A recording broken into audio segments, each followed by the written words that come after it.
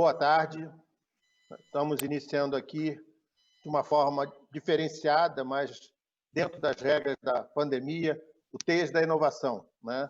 TEIAS da Inovação agora em meio virtual, né? Uma experiência, inclusive, que se der certo vai ser muito importante, né? Porque vai permitir a gente levar isso Brasil afora.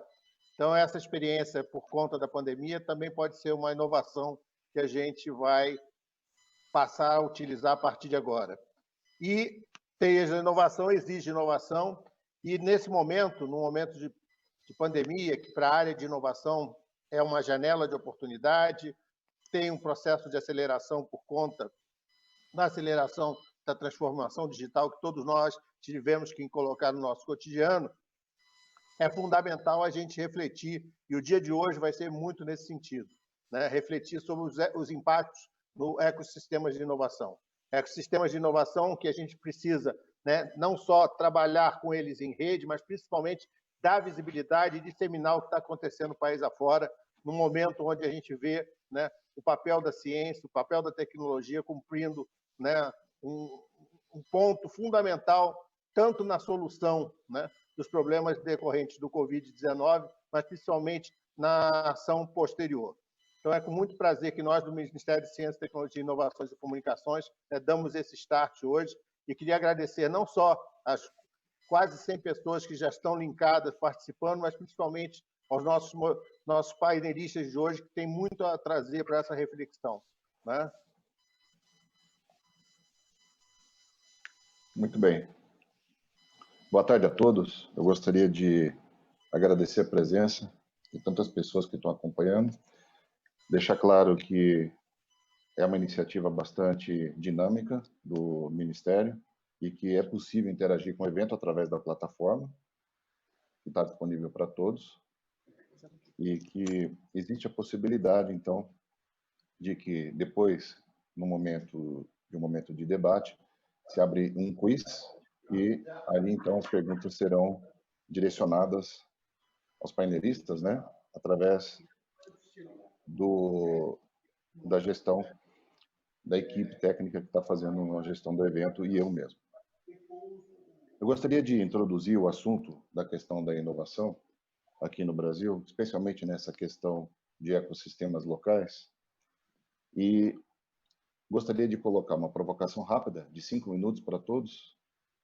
Nesse sentido, vou dividir com vocês alguns conceitos muito simples que eu coloquei numa lousa que eu fiz aqui agora há pouco.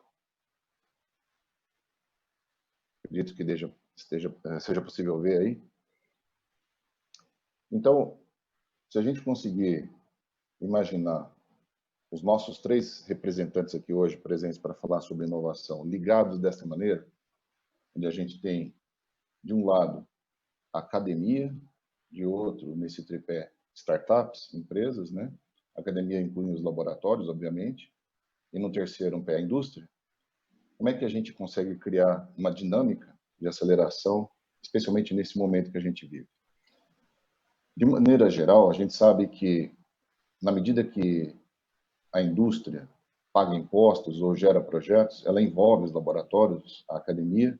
Essas novas ideias se transformam através de pessoas em novos projetos, ensaios, que acabam resultando, na maioria das vezes, em spin-offs, que são as startups. Ali nas startups é possível realmente prototipar as ideias em negócios e absorver isso dentro do contexto da indústria, né? Então, são esses embriões que muitas vezes são adquiridos, fazem parte do modelo industrial. Porque a indústria precisa de agilidade na implementação com essas novas soluções junto ao mercado. Então, se a gente pensar nesse ciclo dinâmico, né, ele arrasta automaticamente a sociedade, através localmente dos estados e no âmbito federal, são as pessoas do Brasil que fazem, né, que têm as ideias nesse âmbito de inovação, dentro dos laboratórios, e muitas vezes saem, fazem parte dessas spin-offs, e elas engajam muitos fornecedores regionais, muitas vezes, obviamente, de fora do Brasil, mas elas têm esse footprint aqui nacional que é arrastado, então, para dentro da indústria. Esse ciclo virtuoso, ele é desafiado por problemas globais, né? A Covid, ela é um problema global e esse tipo de problema tende a ser resolvido de forma centralizada, muito provavelmente fora do Brasil. É uma solução que deve vir e resolver questões semelhantes em todo o planeta.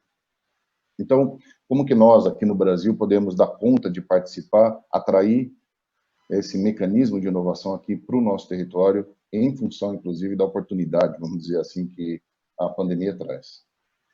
Eu gostaria de provocar os meus colegas do painel, centralizando naquele tripé, em particular na indústria.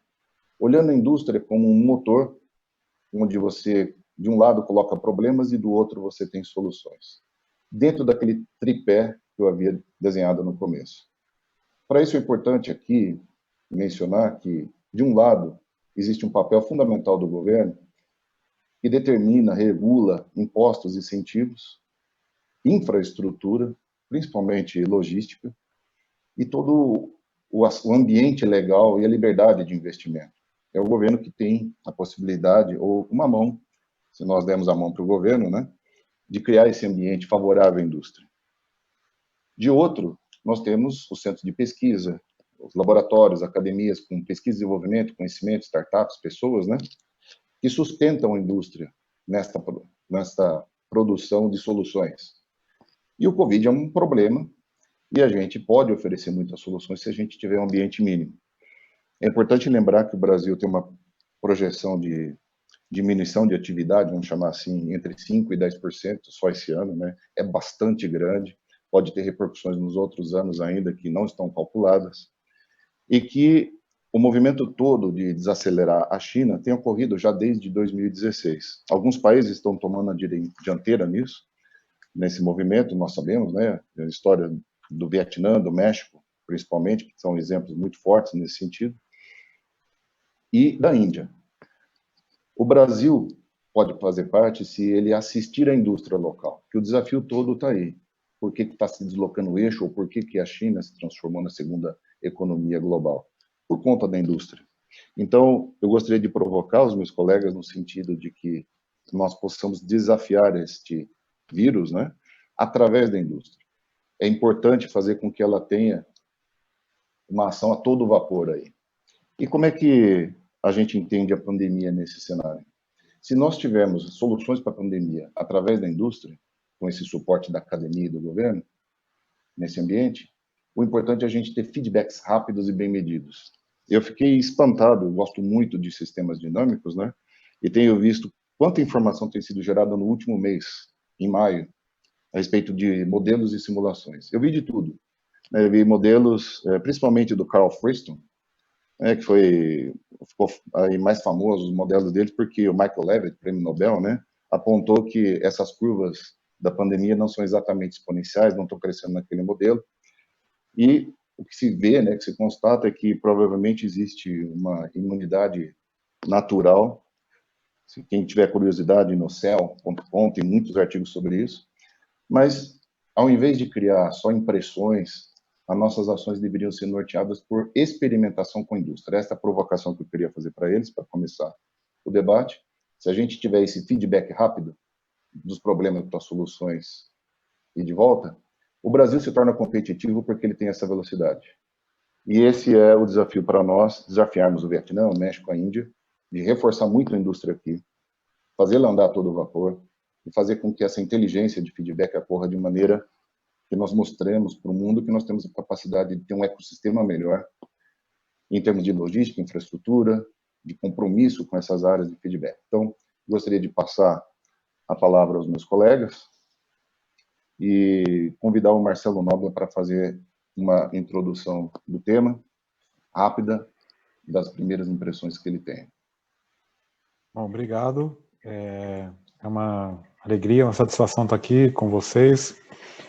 Estou aqui na minha casa, sou Marcelo Nobre, eu sou o reitor da Unicamp e, como vocês sabem, a Unicamp ela tem já há mais de 15 anos, foi a primeira universidade brasileira que criou uma agência de inovação, tem trabalhado com esse assunto e nós temos aqui um dinamismo, né, esse dinamismo que o Dario comentou aí, de empresas, né, startups, empresas que a gente chama carinhosamente de empresas filhas da Unicamp, que na sua grande maioria são localizadas ou aqui na região de Campinas ou no estado de São Paulo, mas também espalhadas não só pelo Brasil, mas pelo mundo como um todo. E esse dinamismo, esse contexto que se formou, que depois a gente pode discutir as várias razões e motivos, mas aqui eu acho que não cabe nesses 5 minutos que eu tenho, realmente precisa ser melhor aproveitado. E a gente está aprendendo isso agora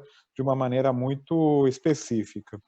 Rapidamente, assim que surgiu a Covid e essa pandemia, na Unicamp nós criamos o que chamamos de força-tarefa Covid-19. E com essa força-tarefa, rapidamente a gente conseguiu congregar dentro da universidade, vou mostrar aqui rapidinho, para quem tiver curiosidade de ver, fizemos um site, organizamos isso dentro da universidade, criamos a Força-Tarefa Covid-19 e criamos aí frente de ensaios clínicos, de engenharia biomédica, de diagnóstico, de pesquisa e desenvolvimento, de pesquisa básica, de modelagem e epidemiologia, uma frente tecnológica, de articulação, de captação de recursos, de divulgação.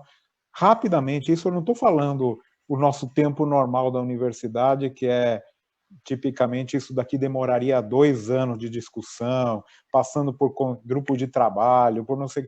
Rapidamente isso ocorreu. A gente montou do dia para a noite um sistema de captação de recursos, as pessoas começaram a doar, os grupos se organizaram, e hoje nós temos nesta frente contra a Covid mais de 70 grupos de pesquisa e muitas startups, muitas empresas trabalhando. Por exemplo, eu vou dar um exemplo concreto que é fantástico, na minha opinião. A frente de diagnóstico, logo de cara, encontrou um problema sério, que os insumos não chegavam, não tinha material para fazer os testes, não tinha. Hoje a gente está com um problema que é até ridículo, na minha opinião, que é falta de swabs, né? Falta daquele cotonete que a gente precisa para colher a amostra. É isso que está travando.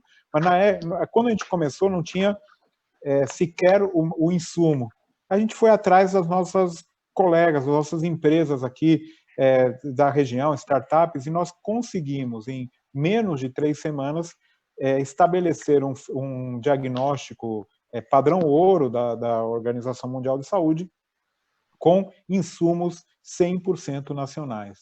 E isso, naturalmente, é um passo incrível no sentido da gente conseguir fazer a testagem em massa. Outro exemplo, que aqui o próprio Dario participou, é na área é uma área que é fundamental hoje em dia, de doação de cestas básicas para as pessoas carentes. E existem diversas ações no Brasil inteiro acontecendo, no mundo inteiro, mas o que a gente decidiu fazer? Bom, vamos organizar a universidade em torno disso e trazer as empresas e grupos de pesquisa para colaborarem. Então, a gente quer adicionar valor a esse projeto. Então, a gente fez uma parceria com a prefeitura para distribuir essas cestas básicas vindas de doação, e a gente também está criando um sistema aí junto com a própria Von Braun, de verificação se essas cestas estão chegando nas pessoas que precisam, de um georreferenciamento dessas cestas básicas, como é o caminho delas, e naturalmente isso levará a dados, e esses dados levarão a estudos. E esses estudos, naturalmente, levarão a uma distribuição mais adequada, a um conhecimento melhor da questão e do problema. Então, esses 2 exemplos são importantes para mostrar como a gente pode, de uma maneira, e agora foi a pandemia que criou essa situação, de fazer coisas em conjunto, mais rapidamente, sem tantas amarras e realmente inovando em todos os setores. Então, a universidade, eu acho que ela evoluiu no sentido de estar mais aberta, mais dinâmica, mais rápida na sua resposta.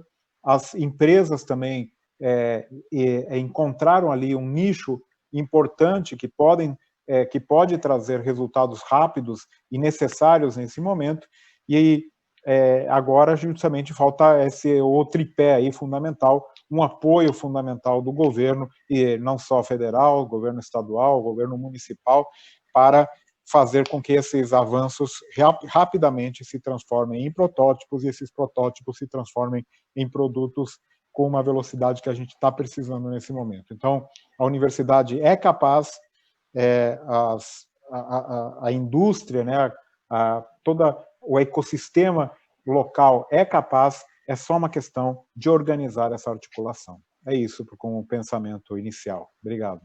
Obrigado, Marcelo. O Marcelo, ele é físico, né? E eu também sou. Então, quando a gente costuma pensar sobre as coisas, a gente sempre pensa em modelos, né? Matemáticos. Aí o nosso público em geral é de engenheiros e executivos, né? E o que a gente encontra? Uma necessidade disso que o Marcelo falou, de gerar dados, né? Mesmo porque as situações que a gente tem visto pelo mundo são muito locais. Elas dependem de um conhecimento, esse é um trabalho que a gente está desenvolvendo junto. Eu acredito que foi uma iniciativa da Unicamp bastante moderna para a situação. Eu gostaria, nessa introdução inicial, de convidar o Delair. O Delair, ele tem uma experiência bastante interessante, porque é da indústria, da MSD, e saúde animal. Eu acredito que ele está tendo uma visão bastante ampla daquilo que é bastante típico do Brasil. O Brasil depende muito desse setor também. Eu gostaria que, convidada, Léo, por favor, que você fizesse uma introdução inicial aos espectadores nossos. Dario, obrigado pela oportunidade, obrigado pelo convite. É uma honra, um prazer enorme estar aqui. Eu sou Delair Bolles, eu estou como presidente da MSD Saúde Animal, que é a Merck Sharp Dohme, né? Para o Brasil, Paraguai, Uruguai e Bolívia, e também presidente do SINDAM, que é a Associação das Indústrias Farmacêuticas.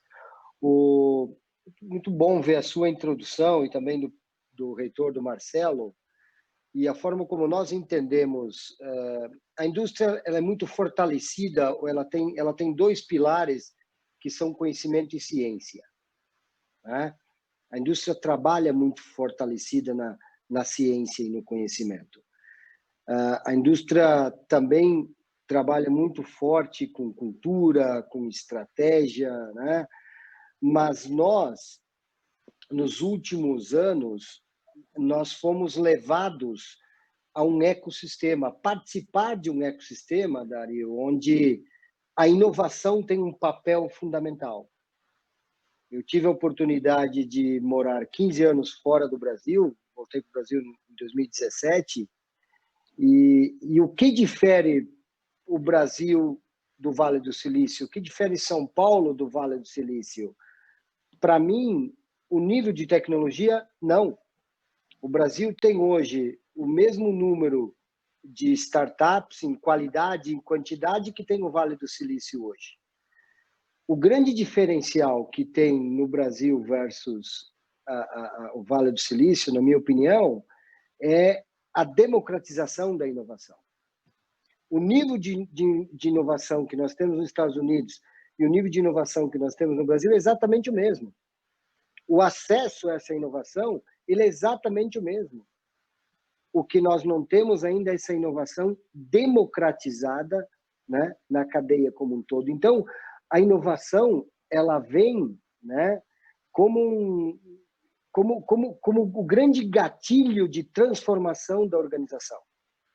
A inovação vem como grande gatilho não somente de transformação da indústria, mas também de transformação da sociedade como um todo, né? Eu acho que a inovação ela vem aí para verdadeiramente transformar positivamente nós mesmos como indivíduos, nós mesmos como organização, nós mesmos como sociedade e nós mesmos como país, né? Eu acho que nós estamos vivendo uma fase, e eu até anotei que eu queria te falar algo, eu acho que nós estamos vivendo uma fase que, diferentemente dos nossos pais, os nossos pais, eles imaginavam muitas coisas, nossos avós, mas eles não podiam criar, certo ou não? Boa. Eles imaginavam tanta coisa, mas eles não podiam criar, Dário. Hoje, quase tudo que é imaginado, ele pode ser criado, né? E a inovação vem justamente para isso. Então, eu acho que o grande papel da indústria não vai ser único e exclusivamente em difundir conhecimento, em difundir ciência, né? Mas principalmente em continuar essa difusão da inovação como grande elo de transformação da sociedade, primeiro do indivíduo e depois da sociedade. Muito bacana, Adelaide. Eu acredito que esse elo com a indústria, do jeito que você colocou, né, do ponto de vista de democratização, ela acontece se a gente for rápido aqui no Brasil. Isso que pode diferenciar Exatamente. o Brasil dos outros. E rapidez, Exatamente. eu acredito que nós estamos conseguindo. Hoje nós estamos reunidos aqui, né? Graças a Exatamente. essa... E se me permitir, desculpa, para adicionar um ponto, você falou de rapidez e velocidade, né? A gente sempre fala que o que define o resultado não é a intensidade do desafio, mas a capacidade de resposta. Hoje, o que define o resultado não é a intensidade do desafio, é a capacidade e a velocidade de resposta. E eu concordo contigo, então, quanto mais conectados, o diferencial da gente para o Vale do Silício é conectividade. Nós precisamos ser rápidos, e sermos rápidos é conectividade. Né? Eu acredito que a gente estar aí diferencia... conectado com a Unicamp, né, por exemplo. A gente se diferencia, por exemplo, da Índia nesse sentido, né? Tudo lá é muito isolado e pontual em nichos. Aqui, nós temos aqui do lado, só em Campinas, né, e na região de São Paulo, por exemplo, nós encontramos todo o ecossistema que a gente precisa. A gente tem interagindo com Santa Catarina, o Nordeste, e é tudo muito mais interligado para a gente aproveitar esse momento que o Ministério está criando. Eu acredito muito nisso, quero apoiar muito esse momento. Eu gostaria de convidar também, então, para fazer a introdução, o Cláudio. O Cláudio, ele tem uma experiência muito importante, porque o Porto Digital é uma fábrica de aproximação ou de democratização daquilo que é a universidade e indústria, é uma ponte, é um elo, né? E para nós aí é a cola, porque ele está envolvido em vários projetos, né, importantes aqui no Brasil, cidades inteligentes, ele está trabalhando junto da indústria e da academia. Gostaria, por favor, Cláudio, que você pudesse fazer uma introdução inicial. Ok, boa tarde a todos. Obrigado, Paulo, pelo convite, né?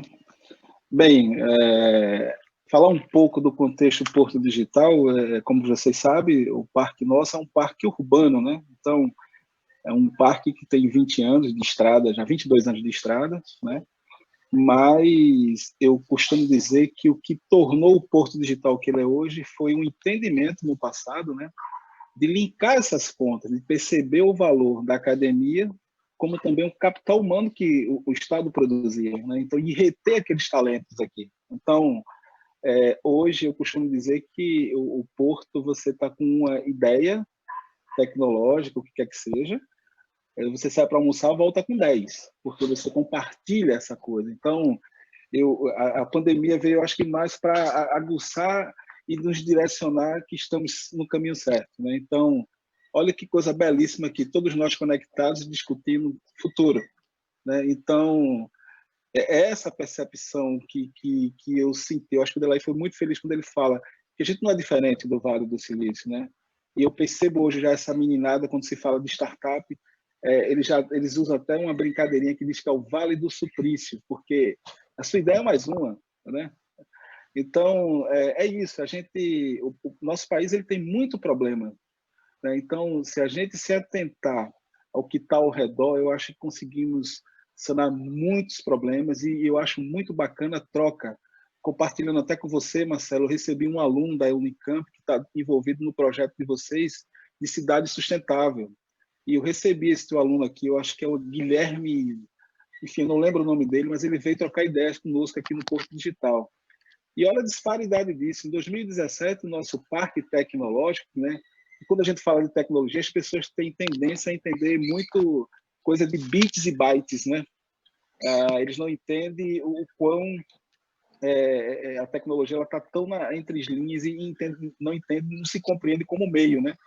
Em 2017, o parque recebeu um prêmio do IFAM de requalificação urbana do nosso parque. E no período agora do Covid, a gente percebeu a dificuldade que ia ter nessas aquisições dos EPIs, né? Então, puxamos uma campanha dentro do parque, né? Com o movimento Maker, que está dentro do parque, com os empreendedores dentro do parque, conseguimos atender 80 hospitais e produzimos 28 mil máscaras. Então, foi uma coisa muito de imediato, que nós fizemos isso aí em 10 semanas, né? Porque nós entendemos, criamos um comitê gestor com a universidade, com o governo, com prefeitura, com startups, e que o nosso problema maior era sanar, direcionar uma coisa que ninguém conhecia até então, né? Então, a primeira falta que houve foi os EPIs, como o próprio Marcelo pontuou aí, né? Então, no nosso comitê que nós criamos, então o Porto puxou isso bem, né, com algumas empresas dentro da ilha, e a gente conseguiu mandar EPIs para 80 hospitais dentro da região metropolitana do Recife, né? Então, e arrecadamos aí quase 70 mil reais de voluntários, também doamos cestas básicas, e fizemos campanha para as pessoas usar o ticket da alimentação e comprar cesta, porque não ia utilizar, está todo mundo em casa, e foi bem aceito. Então, eu digo que essa pandemia ela trouxe uma troca muito mais forte, que eu acho que era o que faltava, porque a gente não tem o hábito de trabalhar em rede, sabe? Eu percebo isso, sabe, Dario? A gente falta muito. Então, essa aproximação com a indústria, com a academia, isso para mim é primordial. Eu acho que quando se compreender e o negócio é mais catracado, a gente vai produzir muita coisa legais.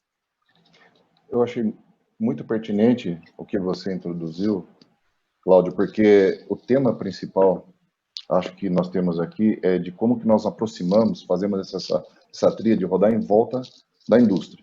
É a minha provocação.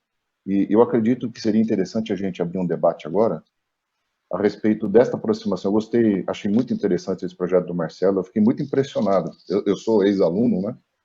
O Von Braun tem muitas pessoas. Eu conheci o Marcelo faz tempo já. Né?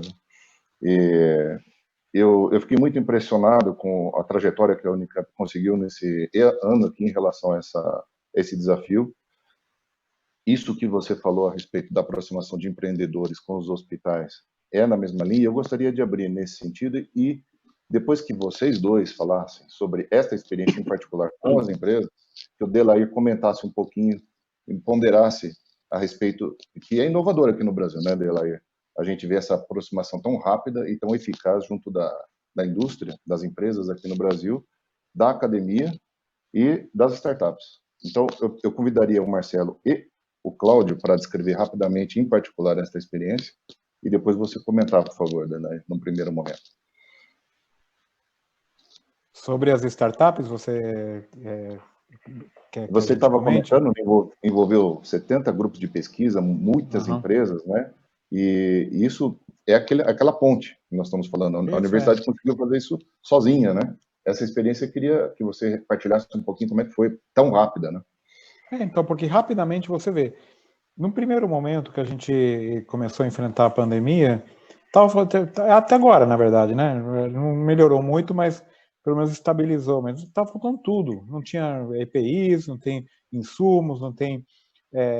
Então, o pessoal foi para todos os lados. E gente que tinha, por exemplo, alguma possibilidade, rapidamente pensou, falou, bom, eu vou passar a minha linha de produção aqui para produzir face shields, ou outros que têm ali sistemas ultravioletas, quiseram fazer testes para ver se a gente conseguia recuperar máscaras e reaproveitar máscaras, outros que pensaram nos respiradores. Então, o que acabou acontecendo? Esse pessoal, naturalmente, para ter um certificado, para ter uma certificação, para poder, precisa uma universidade por trás, né? Algum teste com equipamento mais complexo, mais caro. Essa conexão, é isso que foi dito ali antes pelo Delair, né, comentado pelo Cláudio, essa rapidez, essa conexão, é isso que estava faltando. E eu acho que foi o catalisador que a pandemia trouxe de rapidamente poder conectar, né? Então, bastava isso, ter um site específico. Hoje em dia, eu recebo ainda, todos os dias, acabei de receber agora, estava recebendo aí uma mensagem de uma empresa que quer que a gente veja, teste, faça. Bom, aí manda para esse grupo de trabalho, lá eles têm um sistema, organiza, passa, mas não pode ficar rodando esse assunto por meses. E aí, vocês sabem, né? Todo mundo aqui provavelmente teve alguma conexão, alguma experiência com a academia. Daí fala, não, vamos ver, vamos criar um grupo, vamos fazer uma reunião. Daí você faz uma reunião, depois faz 5 reuniões. E o negócio não vai. E aí você perde o momento. Agora, a realidade nos atropelou, a realidade é outra, então nós temos que ir atrás.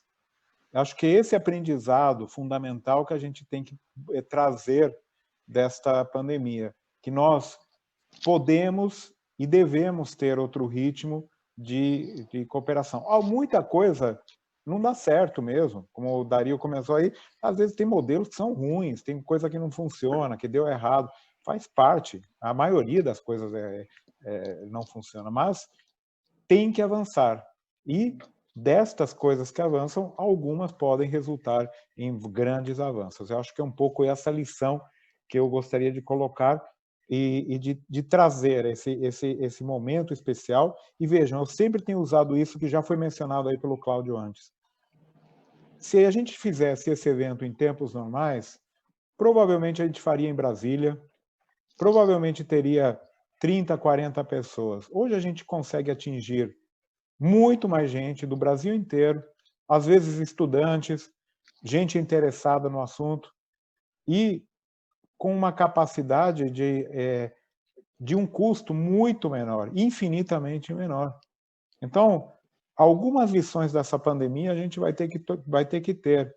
E, como foi dito aí no começo pelo próprio Paulo, espero que essa situação melhore, e às vezes aproveitar essa situação nas inovações, mesmo nas inovações na educação, como a gente está vivendo hoje no dia a dia na universidade e com essa conexão com a indústria. Um pouco essa, digamos assim, já focando no futuro, o que a gente pode aproveitar deste momento.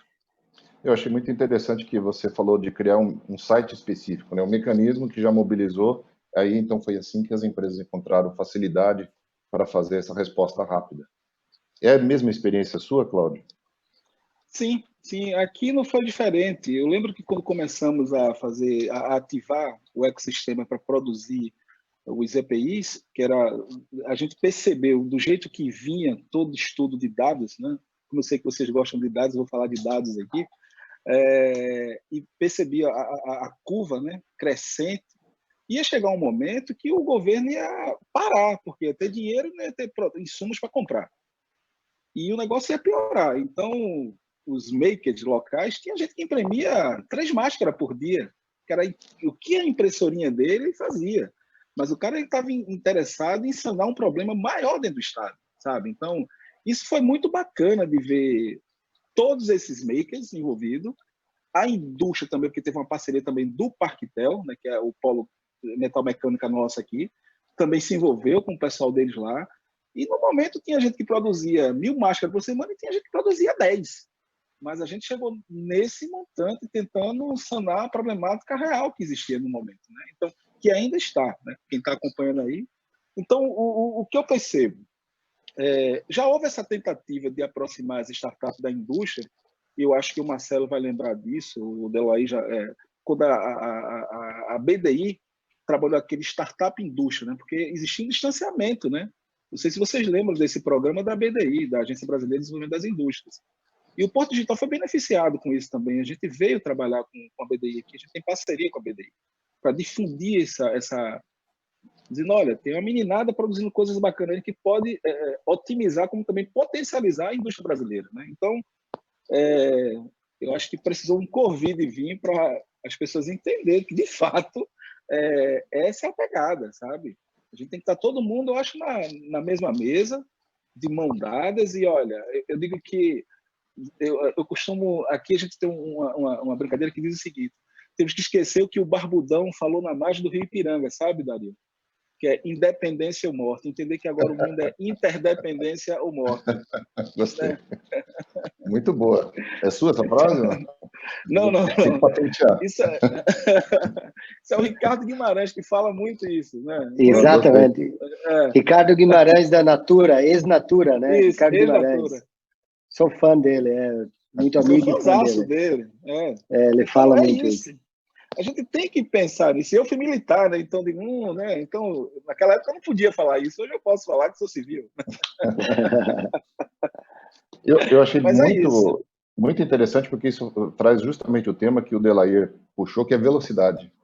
O que me espantou foi essa mobilização, capacidade de mobilização da academia, das startups, do parque, né? É um parque urbano, já mobilizou inclusive a indústria metal-mecânica, mas isso foi muito rápido. Esse é algo sempre inédito no Brasil. Eu gostaria que você comentasse, Dilair, do que você tem visto e dos nossos colegas, né? Se isso é um exemplo daquilo que você estava mencionando, né?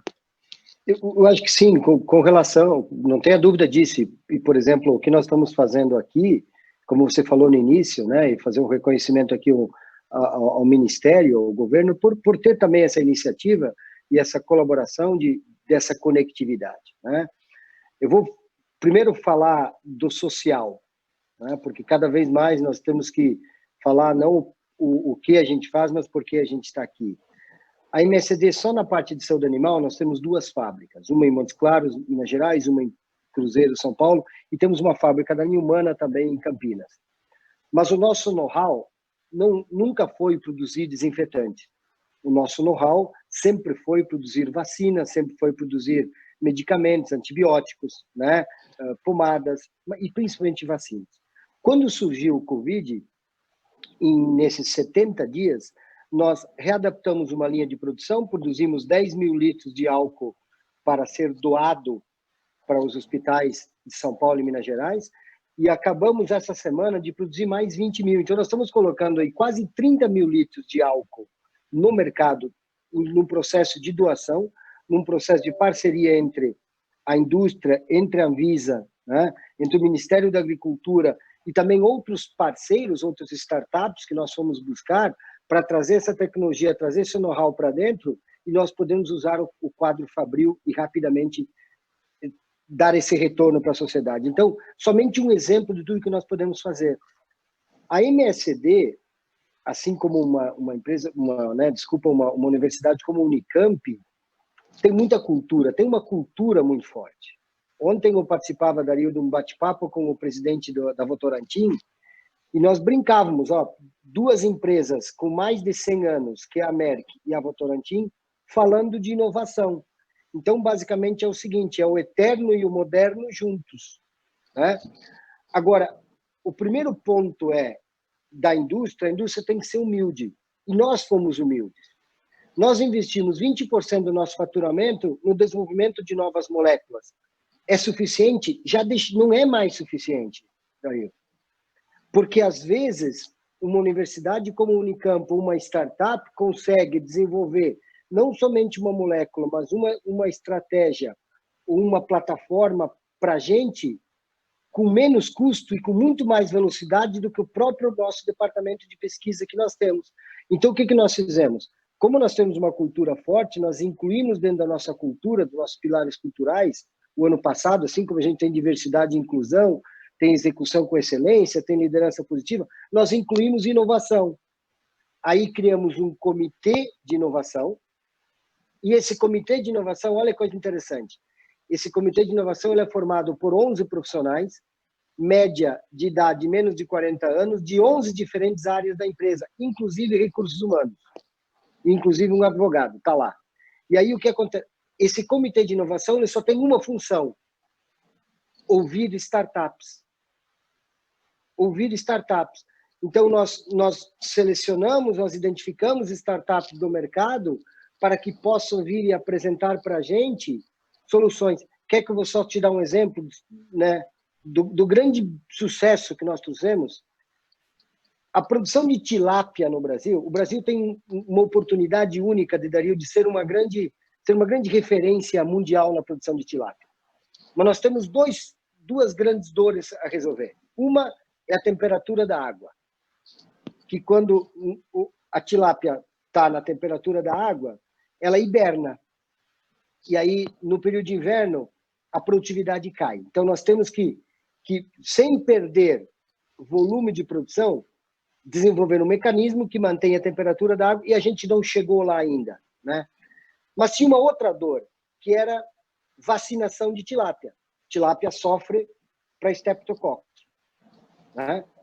Então, MSD, como tem ciência, como tem conhecimento, como tem know-how, desenvolveu uma vacina de Streptococcus E nós, hoje, reduzimos a mortalidade de tilápia em mais de 30%. Mas tínhamos um segundo problema. Como você vacina uma tilápia de 50 gramas, Daí? Eu também quero saber. Fomos atrás de uma startup lá do Paraná, né? Abrimos um bid aí, várias startups apresentaram a tecnologia e já estamos com um projeto piloto, né? Com um equipamento automatizado, porque ela tem que ser, a tilápia ela tem que ser amortecida, né? Ela tem que estar dormente, desculpa. Ela tem que estar dormente no momento da vacinação. Mas era vacinação manual, era economicamente inviável. Então nós buscamos nas startups a solução para isso, e nós aí no final de maio já colocamos, né, o primeiro protótipo no mercado. Então eu acho que essa conectividade, mas com velocidade, porque sabe por quê? Porque nós precisamos quebrar o medo, né? A gente tem muito medo de experimentar, a gente tem muito medo de procurar a Unicamp para conversar ou a Unicamp para procurar a MSD para conversar. Então, acho que nós temos que quebrar o medo, e quanto mais corajosos nós formos, mais nós vamos experimentar. E aí a gente vai errar, né?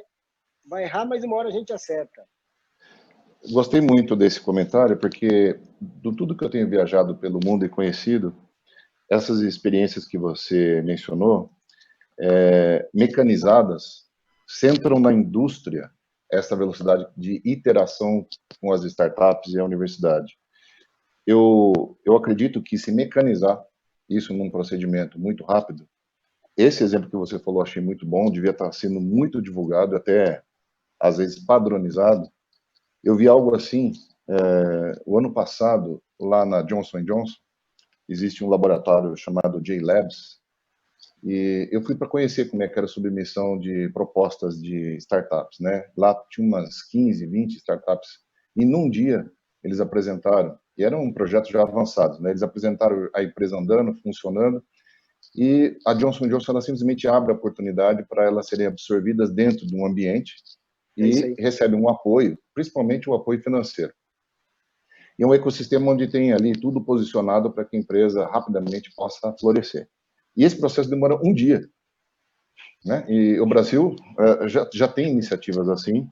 Eu acredito que essa sua deveria ser um modelo aqui no Brasil, porque o modelo americano não necessariamente se aplica aqui. E isso tem uma similaridade, uma conectividade com aquilo que o Cláudio deu de exemplo, né? E o Marcelo, se padronizar essa conversa nesse elo que a gente falou, dessa tríade, a gente consegue multiplicar de que, olha, nós estamos aqui, por exemplo, de pessoas interessadas, né? Acredito em fazer propostas, até no futuro de projetos aí. Nós temos mais de 338 pessoas conectadas em 92 cidades do Brasil. Olha, isso significa que tem muitas ideias. Imagina se todas elas pudessem ser mecanizadas e apresentadas de forma rápida para a gente responder ao estímulo, vamos chamar assim, da pandemia, né? E exatamente. A Unicamp tem esse ambiente, o Porto Digital tem, e você, como indústria, né, mostrar, se a gente tiver uma linguagem comum, quem sabe o governo, o MCT, com essa iniciativa já não propõe um modelo padrão para que todo mundo consiga fazer essas propostas rápidas e o governo saber para onde está indo, ou quais são os dados, o que é que ele tem que fomentar mais ou menos, né? Acredito que tem uma grande oportunidade aí. Eu vou falar só um minutinho a respeito da experiência do Von Braun, né? A gente exercita esse ciclo através de... A gente trabalha muito aqui internamente, sempre desenvolvendo as soluções que são necessárias para as aplicações, e automaticamente a gente já envolve a indústria, logo de partida. Quando eu era estudante da Unicamp, eu fiquei muito impressionado, eu fazia trabalho com física de fundamentos, e eu fiquei impressionado quando eu estudei que na Alemanha, já no século XIX, o pessoal, quando tinha uma ideia, já procurava a indústria, sem saber direito como é que funcionavam as coisas, do ponto de vista físico, né? E ali eles conseguiam fabricar já protótipos, máquinas, né, que podiam ser utilizadas num ambiente fabril, industrial, e depois eu criando as teorias atrás. Muitas pessoas não sabem, mas a mecânica quântica surgiu dessas coisas, né? De fazer canhão em altos fornos. Você bota o canhão para ser produzido e aí você complementa com trabalhos e estudos para entender como é que funciona um forno, né? E essa ideia me me perseguiu muito para criar nesse conceito, foi assim que o próprio Dr. Von Braun criou a equipe, né, e o ecossistema, portou esse sistema para os Estados Unidos, né, de levar o homem à Lua. E aqui no Von Braun a gente faz uma aproximação já logo de partida com a indústria. Então, todos os projetos eles não têm essa fase 1, 2, 3, né, de conceito, desenvolvimento de protótipo, depois procura na indústria. A gente já parte de princípio, no primeiro momento, com a indústria. E ela vai trabalhando junto para produzir o resultado. Nesse ecossistema que vocês estão falando, trazido pelo momento, né, da Covid aí, a gente já tem uma oportunidade de mostrar um padrão desse tipo, né, das instituições que se liguem, se conectem nessa mesma ideia, né, e oferecer para o Ministério, acredito, um modelo, uma sugestão de como que isso poderia gerar e se ligar com esses fomentos, né, essas oportunidades que o Ministério está criando. E se vocês quiserem fazer um comentário final, a gente passa para a próxima fase, que tem um quiz. Então, eu tenho muitas perguntas interessantes aqui também. Então, eu gostaria de um comentário final seu, Marcelo, Cláudio e Delair, para a gente passar para essa outra fase. Eu queria pegar um gancho na fala do Delair, porque quando ele fala dessa coisa do medo, eu digo que os empreendedores brasileiros carregam isso como premissa, né? Até porque fomos educados a não errar, né? E quando você percebe isso, que uma empresa do porte enfim, qualquer empresa grande no Brasil, o quanto ela economiza quando age dessa forma, de fazer esse tipo de comunicação, né? Tem um problema, a demanda está lá, e vamos ver quem consegue resolver essa demanda. Então, o quão isso pode ser rápido de produzir? Por exemplo, aqui no Porto Digital nós temos o Oil. Sabe quem foi nosso primeiro cliente? Ministério Público. Olha aí. Rodamos bem. Criamos isso para o Ministério Público. Quem pode contestar todas as nossas contas é o Ministério Público. Nós criamos isso para o Ministério Público. Então, o que eu acho, e sinto falta disso, né? A gente tem que começar a quebrar algumas premissas, sabe? Que a gente carrega, né? Eu digo que o cara que era bom no século, sei lá, 16, aqueles caras que tocavam aqueles cavalos grandes, né? Aquelas charretes de 16 cavalos. Quando isso passou para o motor, será que o cara tinha a mesma habilidade com a direção? Né? E aí, passando um pouco para a educação, é a mesma coisa. Hoje, aqui o Porto Digital já senta com as universidades para mudar a grade curricular, porque nesse momento temos quase 2.000 vagas, mas os cursos das universidades não estavam atendendo. Então, mais uma vez, o quão é importante ter esse diálogo. Se a gente está pensando em transformação, sabe, pensar futuro, e olha que eu digo que essa coisa, essa situação que nós estamos vivendo com a pandemia, eu acho que vai trazer muita coisa boa para o nosso dia a dia, né? Então, perceba, hoje, fazendo uma analogia, uma comparação com a cidade do Porto, em Portugal, o que era a cidade do Porto há 20 anos atrás? Hoje, 40% da cidade do Porto, tudo bem, a gente está falando de uma cidade pequena, 40% da cidade do Porto vem de startups que saíram e começam a fomentar e hoje produzem como grandes empresas dentro do Porto. Né? Então, por que o Brasil não pode fazer uma coisa dessa? A gente ter cenários assim, sabe, Dario? Então, eu quis pegar a fala do Delair porque o que ele falou faz muito sentido. As pessoas têm medo. O Marcelo falou nesse sentido também. Eu queria fechar essa sessão com esse comentário. Errar rápido, né? Não tem problema de errar. Aquele mecanismo, o último slidezinho que eu coloquei lá, da indústria produzindo soluções, ela pode produzir muitos erros, mas nós temos que medir rápido e nós temos que alimentar esse ciclo muito rapidamente. Vocês três falaram disso, eu só achei bacana porque a gente não combinou, né? Achei muito bom. Por favor, Marcelo, pode falar um pouquinho dessa questão. Acho que a gente já está no tempo, vamos em frente. Eu acho que a conversa está boa e vamos seguir aí para o quiz, se você quiser.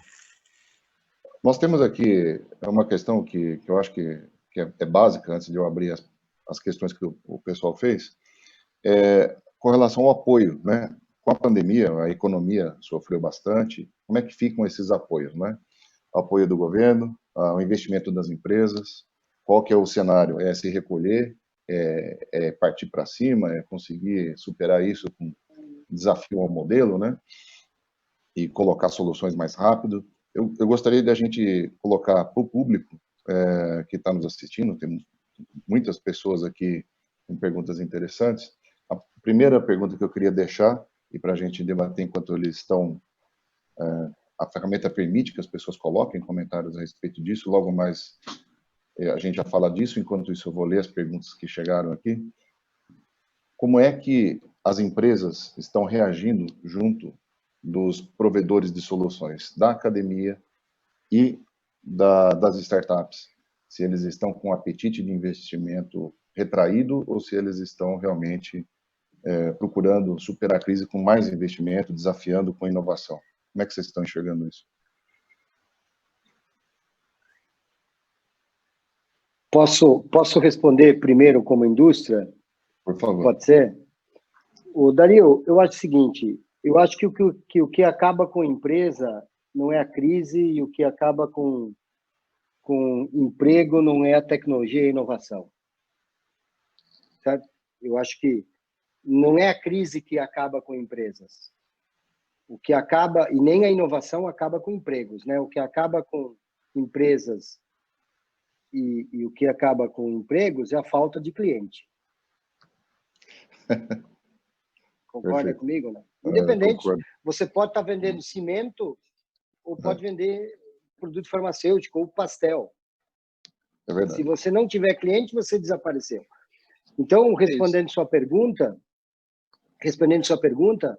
nesses 70 dias, você imagina o seguinte, nós somos uma empresa completamente inovadora sob o ponto de vista de desenvolvimento de produtos. Mas a nossa conexão, a forma como a gente conecta emocionalmente com o dono do cachorro, com o dono do gato, ou com o dono do boi, da vaca, do frango, né, do suíno, do peixe, ou mesmo vamos falar de um paciente humano, nós nos conectamos com ele emocionalmente de uma forma completamente física, presencial. É muito relacionamento ainda. Já. Mas nesses últimos 70 dias, nós migramos para uma digitalização total. Já. Então, só a parte de saúde animal, nós realizamos aí mais de 6.000 visitas mês. Né? Quando nós passamos para a digitalização, no mês de abril e maio, nós continuamos fazendo 6.000 visitas por mês, Dario. Mas o que aconteceu? O que caiu? Caiu o nosso tempo com o cliente. Nós estamos menos tempo com o cliente. Então, nós estamos tendo que ser mais objetivos, mais práticos, né? mais diretos, vamos falar assim. Né? Agora, e aumentar a nossa produtividade. Mas, respondendo sua pergunta, sim, nesse período, o Covid nos ensinou algo que nós não vivemos e não fazemos mais nada sozinho, né? Nós vivemos num ecossistema total. E o Covid te lembrou disso, o Covid nos lembrou disso. Então, houve uma corrida muito forte da empresa, no caso da MSD, né, da indústria farmacêutica que eu estou aqui representando, para nós nos aproximarmos do cliente, não perdermos a proximidade com o cliente. E não perdendo proximidade com o cliente, nós nos conectarmos com o cliente de uma forma emocional. Isso que nós buscamos. Então, toda essa possibilidade de explorar é um oceano ainda, né? Existe um oceano. Se imaginar que, vamos falar só no Brasil, do nosso negócio, são mais de 2 milhões de fazendas, mais de 1 milhão de pessoas, né? Da porteira para dentro que nós falamos, dos quais mais de 90% deles têm acesso a isso aqui, né? E olha só, o brasileiro já passava, né, 55% do tempo dele conectado num WhatsApp ou numa forma digital. Nesse período aumentou para 65%, quase 70%. Eu acho que o desafio, a grande oportunidade que nós temos aqui, seja Unicamp, ou seja Porto Digital, ou seja, MSD, é como nós vamos fazer com que o tempo que nós estamos conectados digitalmente seja mais produtivo. Já. Para buscar mais conhecimento e menos informação. Então, mas você não vê impacto para a inovação, o investimento para a inovação, o envolvimento, a participação do governo junto da indústria, ele continua, o que afeta o negócio é não ter cliente. Esse é o resumo, certo? Exatamente. Se você perder o cliente, você perde tudo, né? Então, assim, eu acho que antes o grande investimento ele estava em nós pegarmos um avião até chegar ao cliente, até conversar com o cliente, até almoçar com o cliente. Hoje o grande hoje houve uma migração de investimentos. Nós fizemos congresso de marketing, convenção de vendas, treinamento de recuperação acelerada para os clientes, tudo de forma digitalizada. E são oportunidades para as startups aí participarem desse processo. Total, uma economia significativa de investimento. Não. A gente salvou muito investimento nesse período. É a mesma experiência que eu acho que o Marcelo passou nesse período de crise. Você pode falar, Marcelo, se afetou ou se é vista a inovação do ponto de vista financeiro, investimento, é diferente nesse momento de crise ou tem uma projeção? Eu não sei dizer do ponto de vista do que está acontecendo. Eu acho, aqui vou dizer que é pura percepção, tá? É minha, pessoal. Acho que está todo mundo retraído, esperando a situação de alguma maneira melhorar. Como se diz aí, está todo mundo em modo de sobrevivência, quer dizer, respirando lentamente, sem se mexer muito, para ver como essa coisa evolui. Eu não vejo que as pessoas... ninguém tem ideia de quanto vai durar, como vai ser, a não ser algumas indústrias específicas que estão realmente aproveitando o momento. Acho que nesse momento tem muitas indústrias como esta que a gente está falando, de plataformas digitais que estão realmente bombando, né, como se diz. Mas, neste momento, acho que todo mundo está em modo de sobrevivência. Veja o caso da Unicamp, vou dar aqui o exemplo, e do Estado de São Paulo. A perspectiva de frustração de receitas no Estado de São Paulo com ICMS é de 18 bilhões de reais. E isso para a Unicamp representa quase 300 milhões de reais a menos na receita prevista no orçamento. Então, o que a gente tem que fazer? Retrair ao máximo e torcer para sobreviver a este momento complexo. E a maioria das empresas, indústrias, eu acho que está nessa situação muito delicada, de realmente usar toda a energia que tem, todo o recurso que tem para sobreviver a esse momento. É a mesma visão. Para não perder o cliente, né, Marcelo? O cliente... É a sobrevivência. Para sobreviver. Exatamente. É a sobrevivência para pensar em crescer, se reinventar, não tenha dúvida. Mas, nesse momento, a sobrevivência é o principal. Mas, certamente, algumas têm que inovar. Vejam a quantidade. Aqui eu vou dar o exemplo que eu vejo todo dia, que eu acho interessantíssimo. Um monte de restaurantes, assim como aconteceu com as escolas, com as universidades, que de um dia para o outro tiveram que inovar, né? Senão não conseguem trabalhar. Um monte de restaurantes nunca tinham feito delivery, nunca tinham feito... E tiveram que se reinventar de um dia para o outro para sobreviver. Se depois isso vai ficar, como vai ficar de alguma maneira, não sei. Mas é isso, é modo de sobrevivência nesse momento, pelo menos é a minha percepção. Você tem essa mesma visão, Cláudio? Sim.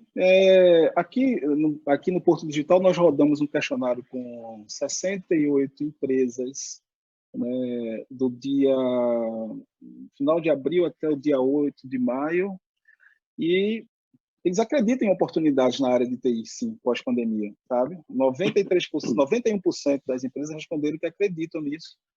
A gente tem hoje home office, 93% das empresas estão home office.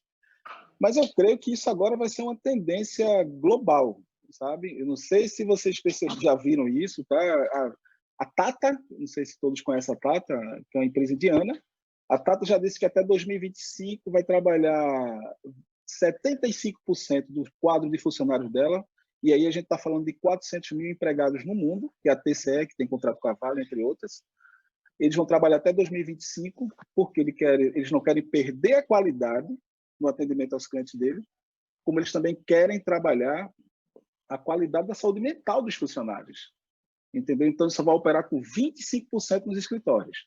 A Peugeot já anunciou que até 2020 bota o Peugeot a Peugeot, eu acho que é a Nissan, não lembro. A Peugeot e a outra lá que eu acho que Citroën, perdão.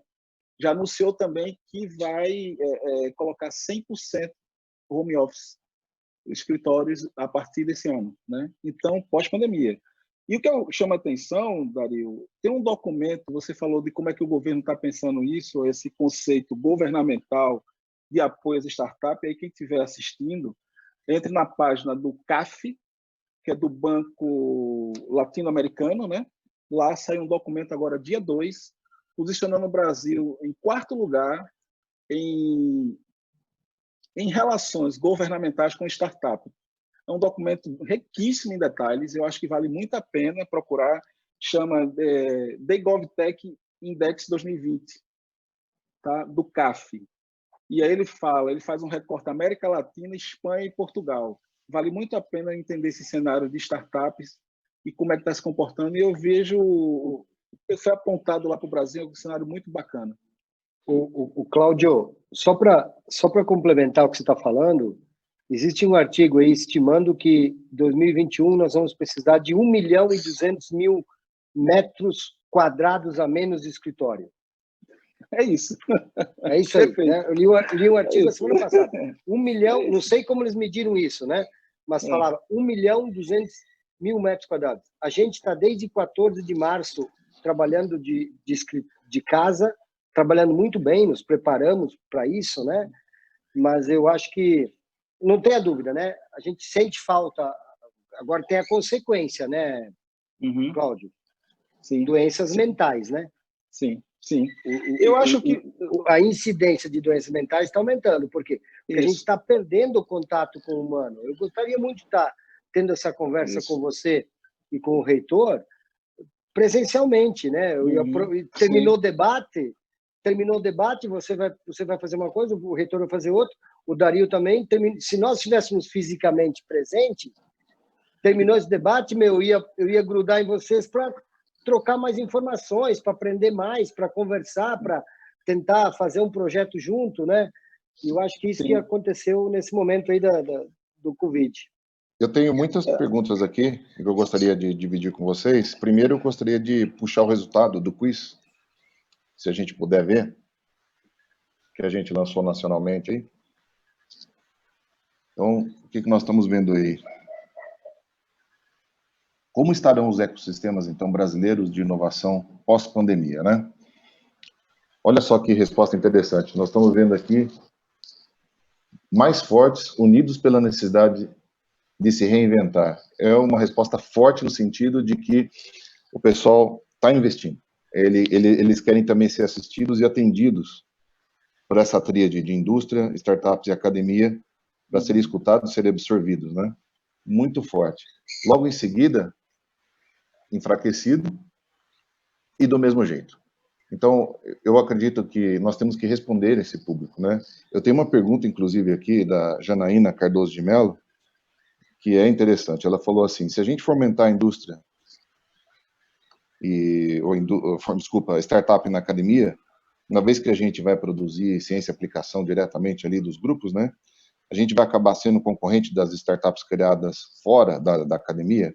Eu vou começar dando uma puxada aqui, para provocar o grupo, de que eu acredito que não. Até, Janaína, eu acredito que o melhor jeito de uma startup dar certo, ela é rapidamente fazer essa rede de correlações aí que nós estamos vendo como exemplos práticos aí dos 3 setores. É fazer com que ela rapidamente tenha esse footprint, esse pé. Ela não vai competir, ela vai colaborar, ela vai utilizar soluções complementares, ela vai colocar a experiência dela junto de outras, e ela se enriquece assim. As empresas hoje, eu vejo que muitas vezes o seu maior amigo é o seu competidor. É muito importante a gente ter um relacionamento com ele, dividir ideias, promover uma sinergia para se defender no mercado, criar um ecossistema que sobreviva. E a gente responder a esse enfraquecimento, esse estado de dormência aí, é necessário colaborar, né? É isso que a gente está vendo, inclusive na resposta do quiz. Eu respondi, mas eu gostaria de convidar os meus colegas aí a responder se é nessa direção também. Não, sempre, eu vou comentário aqui que aqui eu não sou especialista, mas temos aqui especialistas maiores. Se você vai para o mercado, quer criar uma empresa e você tem medo, digamos assim, de competição, aí eu acho que talvez está no caminho errado, né? Faz parte do assunto competir, colaborar naturalmente.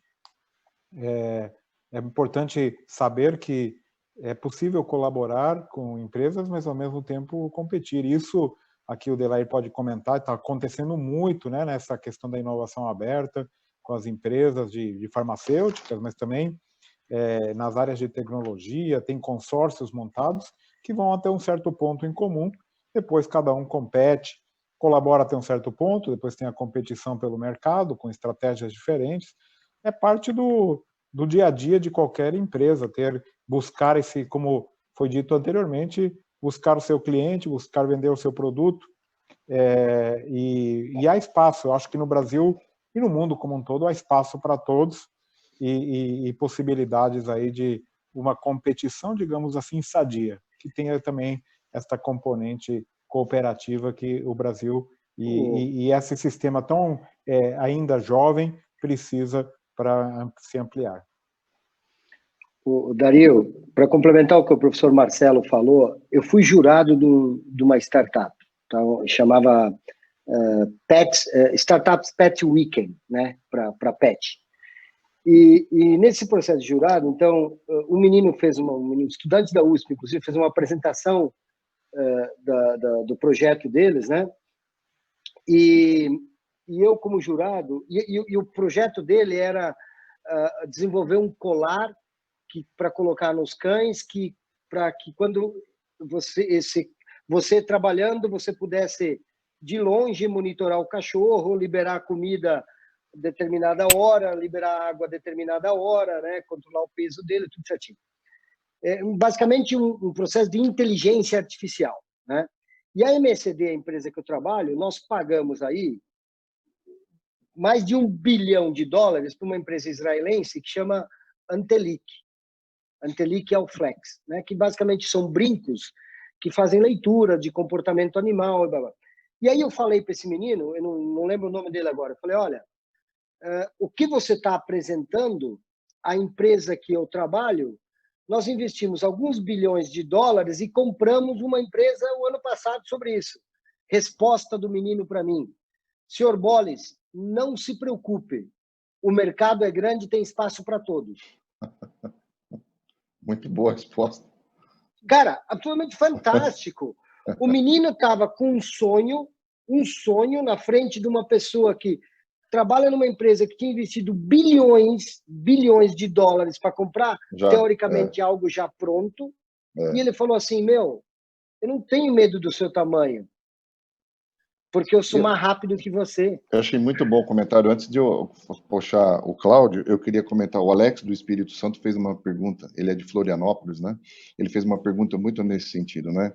E se elas têm capacidade de desenvolver de forma rápida as startups, né, os produtos para as grandes empresas, né? E se elas têm interesse de absorver. Eu vou falar a minha experiência bem rápida aqui, Alex, nesse sentido que os nossos painelistas estão comentando, que é o seguinte. O Von Braun ele já competiu com empresas multinacionais em vários projetos. É gozado que a gente presta serviço para o mercado, mas conforme a gente vai exercitando essa roda, né, do tripé que nós comentamos, a gente acaba desenvolvendo fornecedores na Ásia, a gente desenvolveu toda a capacidade de fazer implementação e fazer ramp-up de projetos. Isso naturalmente vão aí surgindo startups que são direcionadas para os nossos clientes. Acabou que a gente vira parceiro dos clientes, né? E na hora que você vira parceiro dos clientes, você está competindo com o fornecedor antigo dele. E o que a gente viu? É possível competir com empresas globais. Exatamente esse exemplo que nós acabamos de ver. Então, eu diria que eu estou recebendo outras perguntas também no mesmo sentido, de que o Brasil ele tem essa velocidade que nós estamos falando de errar rápido, porque nós temos um ambiente universitário muito bom, na minha opinião. Ele é bastante aberto à inovação, é difícil fazer isso em outros países. E as agências de fomento no Brasil, na minha opinião, sempre foram bastante abertas a vários programas de inovação. E outra pergunta que eu tive aqui, do Luiz Edmundo Del Negro Sutter, né, do Rio de Janeiro, ele falou do BNDES, um conjunto de instrumentos financeiros que atendem, né, a implantação de tecnologias 4.0, chão de fábrica. Eu acho muito importante estar sempre ligado com a questão fabril e industrial no Brasil. Eu não acredito em riqueza no Brasil sem indústria no Brasil. O setor de serviços ele é forte se existe uma indústria por trás. E o Brasil precisa ter isso. Então, os projetos de inovação que dão certo, respondendo para o Alex, para a Janaína e para o Luiz Edmundo, na minha opinião, e aí eu vou puxar a opinião do Cláudio, né, porque ele tem uma experiência até muito ampla nisso, é de que se a gente monta projetos em que a gente mapeia localmente as indústrias, com essas agências de fomento, isso é totalmente possível, né? Nós já fizemos muito isso. A gente consegue alavancar, arrastar dentro do Brasil riqueza, né? E isso dá para competir com gente grande. A gente consegue aqui mobilizar empresas de manufatura, laboratórios de universidade, os testes de certificação, envolver o pessoal da indústria. Queria que você comentasse, Cláudio, se estamos na mesma direção aqui com você também. Sim, sim, eu não tenho dúvida, eu tenho acompanhado, eu sou community leader da Ambiotech, que é a Associação Brasileira na área das empresas de nano e biotecnologia, e no período do Covid eu vi o quanto a gente produziu, a gente tentou ainda produzir muito mais, mas enfim, enfim, tem algumas coisas que a gente não conseguiu destravar, mas eu acredito muito que o Brasil está num caminho digamos assim, disruptivo. A gente está quebrando essas amarras, sabe? E com essa meninada impulsionando isso, sabe? A cobrança é legal. Hoje eu tenho um hub do BNB dentro do Porto Digital, né? Então, os bancos querem entender o que essa meninada faz, né? Então, como é que a gente pode potencializar isso? Então, sinceramente, é um caminho... Gostei do seu comentário, Cláudio. Sabe?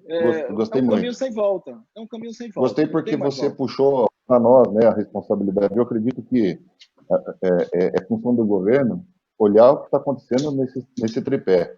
E eu desenhei ele no começo, o governo fora disso, no sentido de que eu apoio, mas são vocês que têm as ideias que têm que fazer alguma coisa. Né? Sim. Eu gostei muito do seu comentário, bastante mesmo. Eu agradeço o comentário do Célio Baia, né, Jaraguá do Sul, Santa Catarina, que ele está gostando muito da linguagem, ele está considerando que é bastante objetiva e simples. Obrigado, Célio. Os nossos panelistas estão sendo muito diretos mesmo. E o Valdenildo Pedro da Silva, de Natal, ele está falando que se existe alguma evidência de desconexão inovativa e colaborativa em rede de conhecimento transformador. Eu acho que ele quer dizer se mudou o cenário com a pandemia, ou seja, eu fazia inovação de um jeito, agora estou fazendo de outro. Eu acredito que seja essa. E se eles estão desconexos desses universos.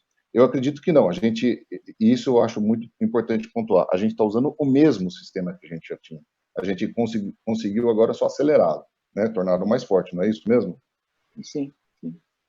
Eu gosto muito da analogia, que a gente usa tecnologia, enfim, o fogo foi uma tecnologia.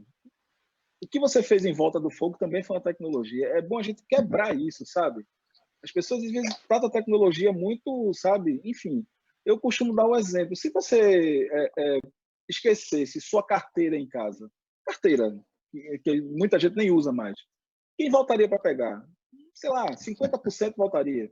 Mas quem esquecesse o celular, quem voltaria para pegar? Todo mundo voltaria para pegar, porque tudo está aqui. Detalhe, o banco está aqui. Agora, o que você está fazendo com o tempo que você ganhou de não estar na fila do banco? E aí, para todos nós, sabe? Eu acho que é isso. Estamos se qualificando. Veio um dado antes aqui sobre o brasileiro é a terceira população mais conectada do mundo. Mas se você pegar um ranking disso aí, gente, me desculpe, o que a turma está vendo lá é coisa que não deve.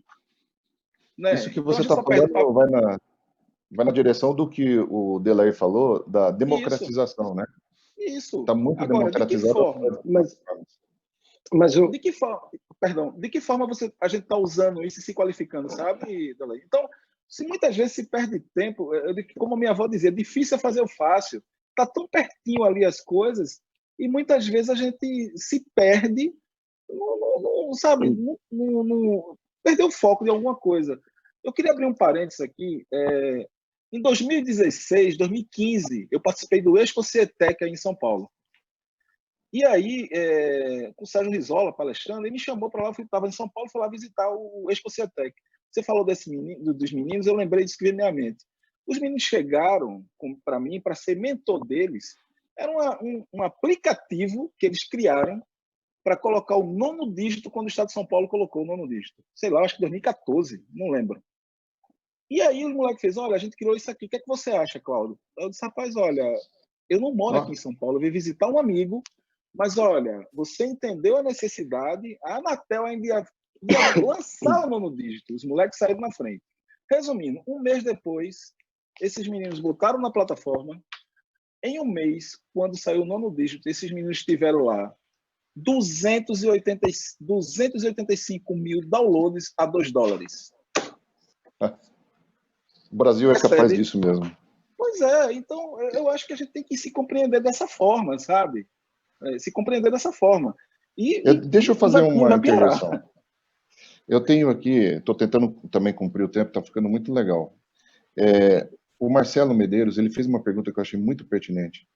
Ele falou assim, são poucas universidades que conseguem ter a mesma footprint da Unicamp e da USP, né? Como é que solucionar esse gap? Eu acredito que esse programa aqui, do Teias de Inovação, está endereçando justamente isso, Marcelo. Ele é de Salvador. Você pode comentar um pouco, Marcelo, da Unicamp? Como é que a gente pode multiplicar esse modelo que deu tão certo, inclusive, nesse momento de crise? Acho que não existe um modelo único. Essa é a primeira regra, né? E temos muitos modelos no mundo, cada um nasceu de uma maneira diferente, buscando objetivos diferentes, e alguns foram acontecendo de uma maneira muito clara. Há algumas características próprias que eu acho que a gente tem que visualizar. Primeiro é essa, que já foi mencionada várias vezes. O importante é ter uma massa crítica, né, de conhecimento, uma massa crítica de universidades, de centros de tecnologia que permitam fazer o fluxo de jovens estar sempre constantemente sendo renovado. O fluxo de jovens, a diversidade cultural, a diversidade de ambiente, a internacionalização, uma série de fatores que traz mais gente, trazendo mais gente, mais ideias, trazendo mais ideias que vão dar errado, mas também algumas que vão dar certo. E isso é fundamental. Então, tem que ter um ambiente específico. Aqui nós tivemos a sorte de ter uma universidade que nasceu com esse DNA de inovação e numa cidade que ainda era relativamente pequena, né, que oferecia uma certa mobilidade fácil, né, não horas e horas de transporte, todo mundo ali próximo, um distrito onde tem a Unicamp, tem a PUC, tem outras faculdades, onde foram criados 4 laboratórios, Centro Nacional de Pesquisa em Energia e Materiais, 4 laboratórios nacionais, ou seja, criou-se um ambiente, um meio de cultura, né? Um meio ambiente propício para que essa inovação aconteça. Aí a universidade bastou dar o empurrãozinho, criou a agência de inovação para fomentar mais as patentes, a inovação, criou o parque tecnológico, criou espaços para de colocar aí novas startups e assim por diante. Ou seja, você vai fomentando esse ambiente. Hoje, o nosso desafio está num segundo nível, que é fazer com que essas próprias empresas se conectem. A gente conecta essas empresas que nasceram da Unicamp com algo chamado Unicamp Ventures, e essas empresas que foram dando certo vão colaborando, ajudando as outras, e cria-se esse ciclo virtuoso. Isso aqui tem funcionado muito bem, é um espaço interessante, mas funcionou muito e tem funcionado bem em outra área aí, que é a de TI, né, em Recife, como temos aqui o Cláudio. tem um espaço naturalmente muito privilegiado em São Paulo, ali perto da USP, IPT, etc., que também tem essa característica e ainda pode ser mais ampliado, né? Tem um belíssimo projeto aí pensado em fazer realmente um distrito inteligente lá perto onde é o CEAS, o CEAGESP em São Paulo. Aqui em Campinas também temos queremos dar um passo além, né? Com o Hub Internacional de Desenvolvimento Sustentável, e é questão de começar de alguma maneira e fomentar. E existem inúmeras áreas onde é possível. Tem o empreendedorismo social, tem toda a parte, bom, tem milhares de áreas do saber onde é possível fazer. E, por exemplo, quem perguntou aí é de Salvador. Salvador tem a questão cultural fantástica, toda uma questão aí fundamental na cultura brasileira, na gastronomia, no turismo, ou seja, tem milhares de opções aí que a gente pode seguir, mas basta ter aí um pouco de persistência e encontrar o caminho adequado. Ok, antes de eu passar para a próxima fase, eu queria perguntar para o Delair comentar, por favor. Eu tenho aqui as perguntas do pessoal fazendo. Eu gostei muito aqui, né? O Luiz Edmundo continuou perguntando e ele fala do Vale da Morte, né? Que as empresas passam. O Arthur Marcon de Porto Alegre, ele fala da questão do ecossistema brasileiro, né?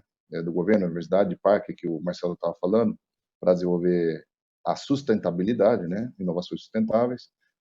E o Giovanni Machado, aqui de Campinas, que é uma pessoa que eu conheço, ele tem muita experiência na indústria, ele está perguntando quais são as prioridades, né, que a gente deve reforçar para o ecossistema de inovação e startups. Eu gostaria de introduzir o assunto para o Delair, comentando que, na minha visão, todo projeto começa, mesmo com uma startup pequena, começa junto de uma empresa.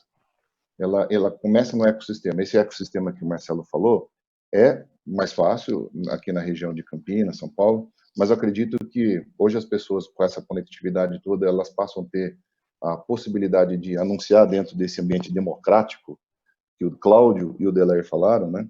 Mostrar suas soluções, mas pensar de maneira profissional de posicionar nesse ambiente que o Delair falou, né? Ele deu o exemplo lá da tilápia que eu achei tão bacana.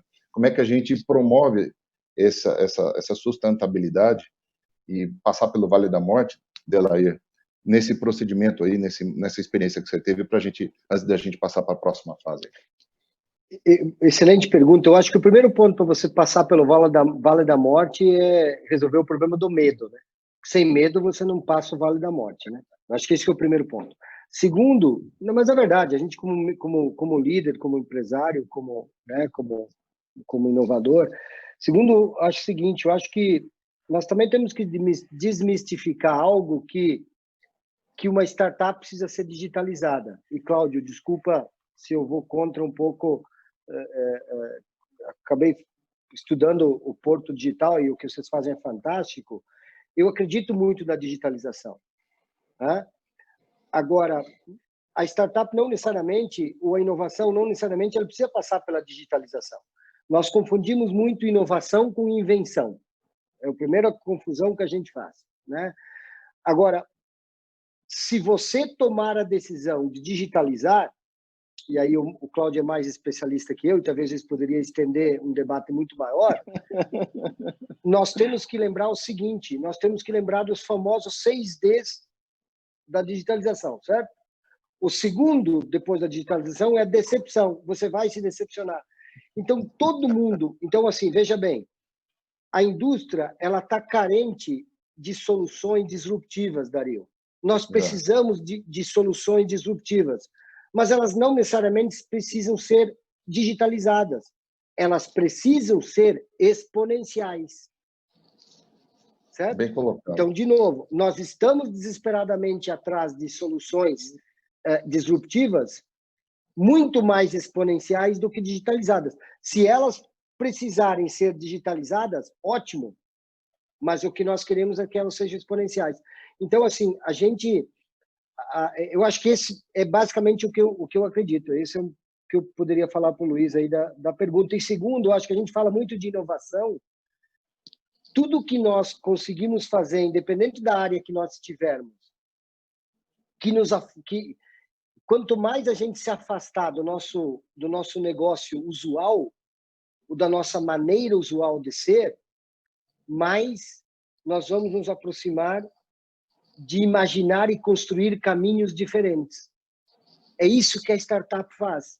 A startup traz para mim, traz para a gente, uma maneira diferente de ver, né? Porque a startup, ela talvez ela ultrapassa como é que é a zona do medo aí, da morte, a zona da morte? O Vale da Morte. O Vale da Morte, e não pensa que uma empresa como a MSD, com 128 anos, não passa por Vale da Morte quase todo dia, né? A gente tem medos aí que a gente enfrenta. Não sei se eu respondi, mas basicamente muito, isso, Cláudio. O André Chaves, do Rio de Janeiro, ele fala dessas estratégias, né, para levar a inovação às grandes corporações, foi justamente o que você comentou, e eu acredito que a experiência do Brasil, lá na Alemanha, por exemplo, existe um Instituto Fraunhofer, né, existe um ambiente todo lá preparado e meio que já padrão. Aqui no Brasil, com o material humano que a gente tem, a universidade dando apoio localmente, e os programas de abertura, como o da indústria e do Porto Digital estão fazendo, né? Existe um ambiente já para se conversar, né? E o que eu gostaria de sugerir, da gente sugerir na sequência, os nossos telespectadores também, né? Poder fazer contato depois, posteriormente, da gente criar um modelo de padronização que essas ideias cheguem rápido e essa velocidade de interação junto desse parque industrial, o parque de inovação, a universidade ocorra rápido para gerar uma evolução.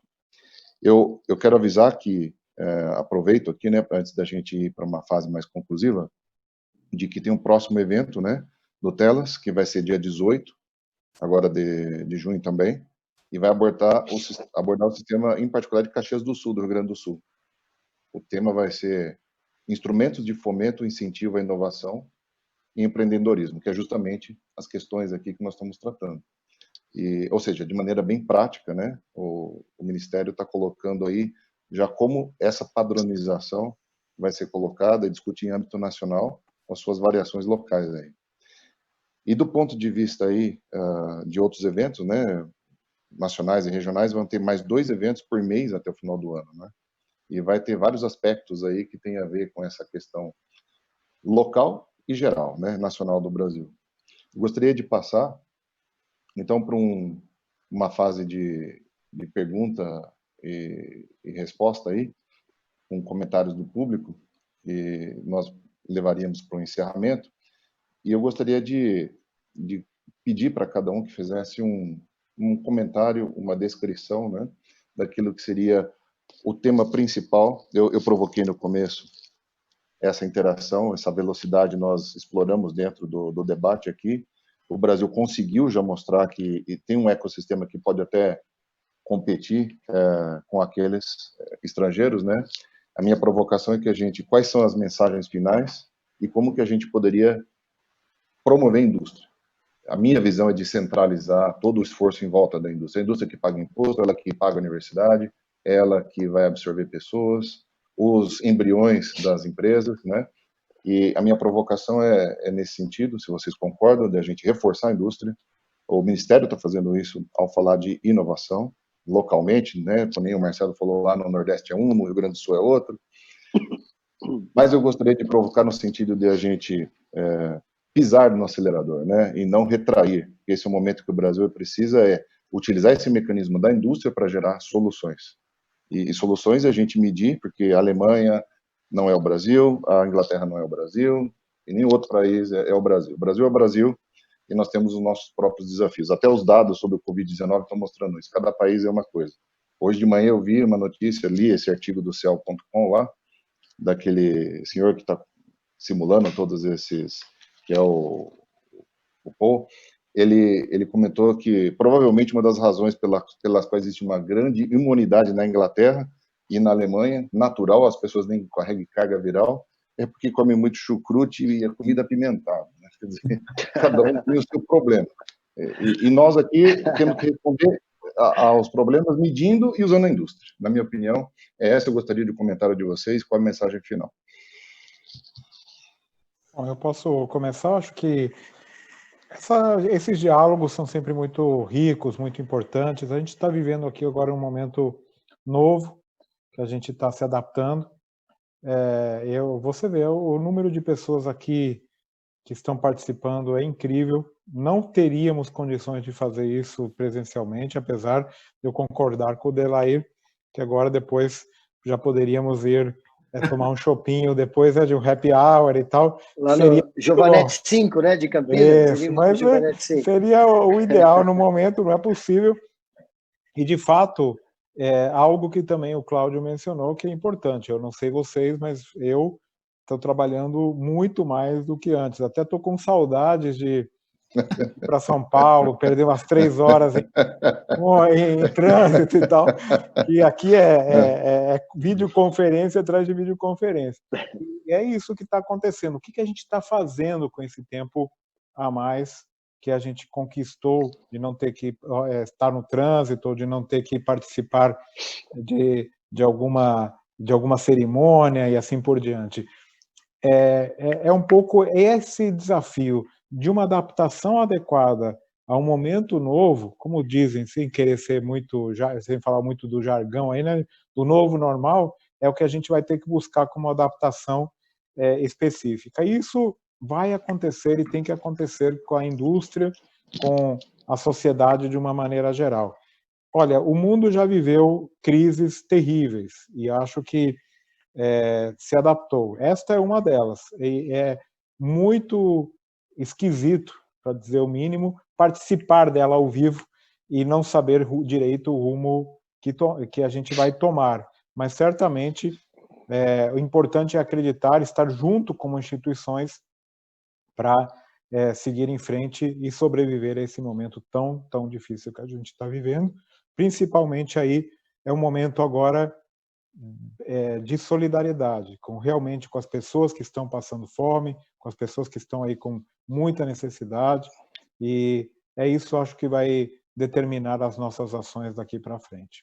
Obrigado, é isso, queria agradecer novamente o convite e é uma alegria estar aqui com vocês. Por favor, Cláudio, se você puder fazer então seus comentários. Eu queria, primeiramente, agradecer, tá? Foi um papo incrível. Obrigado, Delaí, obrigado, Marcelo, obrigado, Dário, obrigado, Pedro. Paulo, desculpa. Eu queria deixar uma mensagem, eu acho, de otimismo para quem quer empreender, né? Eu acho que estamos num momento muito oportuno de começar a botar a cabeça para funcionar. A gente entende esse mundo volátil que a gente está agora, entendemos também essa situação transcultural que vivemos, e pegando um gancho aí, que 2 palavras que um Andali falou, que foi social, e o Marcelo falou de humanos. Eu acho que em nenhum momento aqui nós falamos e nos lembramos do quão é importante, já quem quer empreender, está com medo de empreender, comece a entender os ODS, Objetivos de Desenvolvimento Sustentáveis. Eu acho que é um bom começo, uma boa reflexão na atual conjuntura, para a gente começar a entender cada metazinha daquela, que é uma responsabilidade nossa, como empresário, como parque tecnológico, enfim. Eu acho que é um bom começo para começar a ver todas essas problemáticas de fato que a gente tem. Acredito também que essa aproximação da indústria com as startups vai mudar o Brasil, sabe? Tem muita coisa boa acontecendo, né? Eu tenho acompanhado isso e vejo esse processo evolutivo pelo menos há 2 anos, essa aproximação. Não tenha medo de empreender, o país é um país incrível, o Brasil é um país incrível para empreender e tem muita coisa aí para a gente fazer. Muito bom. Delair, por favor. O Dario e Paulo, primeiramente, parabéns pela iniciativa, obrigado pelo convite, obrigado pela oportunidade. Cláudio, foi um prazer enorme te conhecer, não conhecia, né? Só escutava aí do Porto Digital, muito bacana o seu projeto.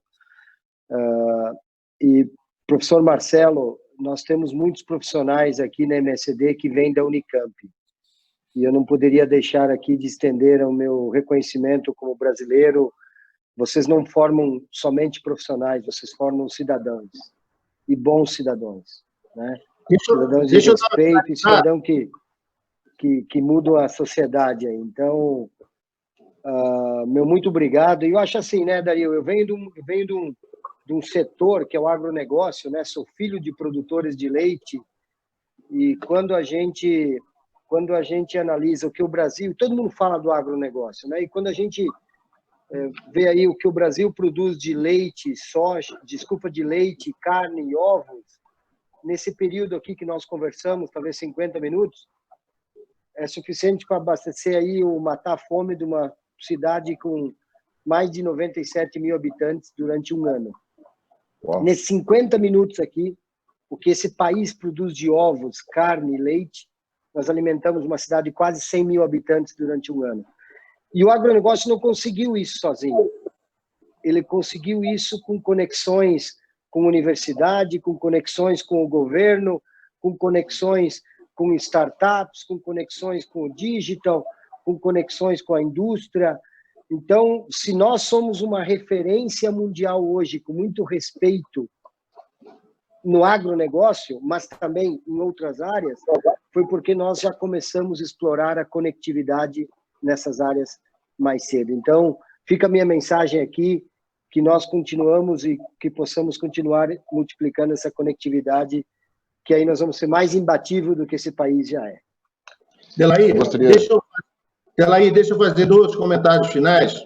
Mandar um abraço para o meu amigo Cláudio. Tá? Não sei se Cláudio ainda está aí. Cláudio é um amigo fraterno e querido. Tá? Primeiro, agradecer a vocês. Né? Eu acho que o que a gente iniciou hoje, a gente pode ser transformador. Né? Eu estou aqui com um registro que, para mim, foi o mais relevante. Não foram as 350 pessoas que passaram por aqui hoje. A gente chegou a 85 municípios. Uau! A gente chegou a 85 municípios. Isso é um diferencial e a gente vai transformar, como você bem colocou, Delaí. Né? Eu acho que a ciência, tecnologia e inovação vai ser transformadora. E ela vai ser principalmente transformadora por causa dos movimentos dos empreendedores inovadores, das startups, esse tipo de coisa. Por acaso, ontem a gente fez uma grande reunião do que a gente chama Agricultura 4.0. Então, Delaí, pode ficar tranquilo. Se a gente transformou, né, a gente tem que lembrar que há 40 anos atrás o Brasil era importador de alimento. Exatamente. A gente era importador de alimento. Né? 40 anos depois, graças à ciência, tecnologia e inovação, a gente se transformou no celeiro do mundo. Só que a gente não vai continuar sendo o celeiro do mundo que vende tonelada. A gente vai vender grama para vender a solução de alimento do mundo. E aí é o mercado das food techs, é o mercado da proteína de maior valor agregado, e por aí vai. Então, o segundo ciclo do agronegócio brasileiro, ele vai ser mais ciência e tecnologia digitalizada. Então, eu acredito muito, né? Eu não sou filho de agricultor, mas sou pequeno produtor rural, né? Acontece. Eu acredito nesse processo. E o Brasil não tem que ser celeiro do mundo. Ele tem que ser o maior provedor de alimento de alto valor agregado do mundo. É isso que vai transformar. E aí, só para fechar aí, na sintonia que você está falando, nós estamos aprendendo muito com o Covid. Né? O Covid mostrou o papel da ciência, mostrou o papel da tecnologia. É muito interessante que agora, para tomar decisão, tem que ter a posição científica. Né? De repente, todo mundo vai ouvir a ciência para tomar decisão. Isso a gente não pode deixar de aproveitar esse momento. Mas o mais estratégico é que, pós-pandemia, ciência, tecnologia e inovação vai fazer a diferença. A agregação, as startups que forem intensivas em conhecimento científico e tecnológico, né, por mais que a inovação não tenha que ser só tecnológica, mas sem a ciência e a tecnologia, ela não vai ser transformadora. Né? Então, a gente vai sair mais forte desse jogo. Né? Eu não tenho dúvida disso. Né? E o que vocês ajudaram a fazer hoje, levar isso para 85 municípios, é fundamental, porque a gente está levando caminhos.